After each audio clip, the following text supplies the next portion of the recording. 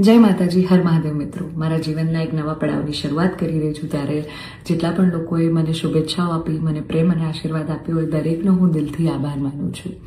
રહી વાત કે મારા સગપણને લઈને છેલ્લા ઘણા સમયથી મીડિયામાં અનેક તર્ક વિતર્ક, અનેક ચર્ચાઓ ચાલી રહી છે, જેને લઈને હું અત્યાર સુધી મૌન હતી, કારણ કે વાત મારા સુધી સીમિત હતી. પણ વાત જ્યારે હવે મારા પરિવાર પર છે, મારા પિતા પર છે, ત્યારે એક દીકરી તરીકે હવે મારાથી સહન નથી થતું અને મને લાગ્યું કે હવે આજે મારે બોલવું પડશે.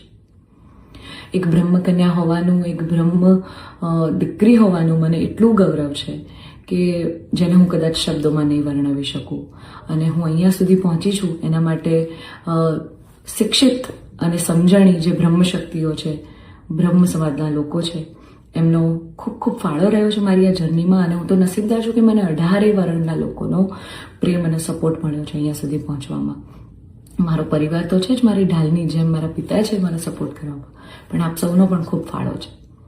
પરંતુ કહેવાતા સભ્ય અને મોડર્ન સમાજમાં જ્યારે અમુક 2-4 અસામાજિક તત્વો છે જે લોકો અત્યારે પણ દીકરીઓ માટેના રૂલ્સ અને રેગ્યુલેશન નક્કી કરશે કે દીકરીઓનું લિમિટ ક્યાં સુધી હોવી જોઈએ, દીકરીઓને ફ્લાય કરવા માટે પાંખો મળી છે, એને વીંજવાની અને એને કાપવાની વાતો છે. આ બધી દીકરીઓ અત્યારે તેજસ જેવી પ્લેનો ઉડાઈ રહી છે, યુદ્ધ કરી રહી છે, રણ મેદાનમાં છે, સંસદમાં છે, વિજ્ઞાન અને ટેકનોલોજીમાં છે. હમણાં ઓપરેશન સિંદૂર જે થયું એમાં 2 દીકરીઓએ લીડ લઈને આપણને પૂરા દેશને ગૌરવ અપાવ્યું.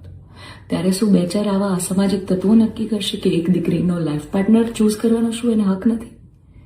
હું બહુ નસીબદાર છું કે મને એવો પરિવાર ને એવા પિતા મળ્યા છે જે મારી ખુશીમાં ખુશ થાય છે અને મારા નિર્ણયને જે મેં હરખે વધાવી લીધો છે. કારણ કે ઓફકોર્સ હું એક એવા પરિવારમાં જઈ રહી છું કે જે આખો ભક્તિમય પરિવાર છે.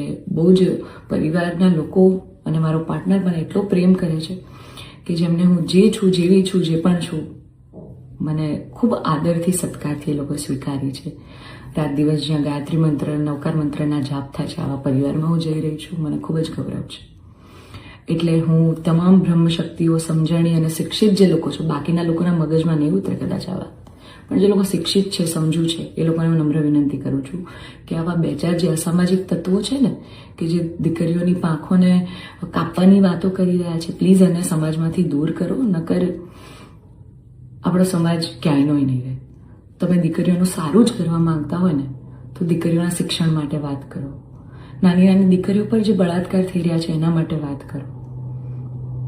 દીકરીઓની પ્રતિભાને આગળ લાવવાની વાત કરો. ચલો, આ બધી પ્રતિભાને બધું તો મોડર્ન વસ્તુ થઈ ગઈ. હજી જૂના 18મી 17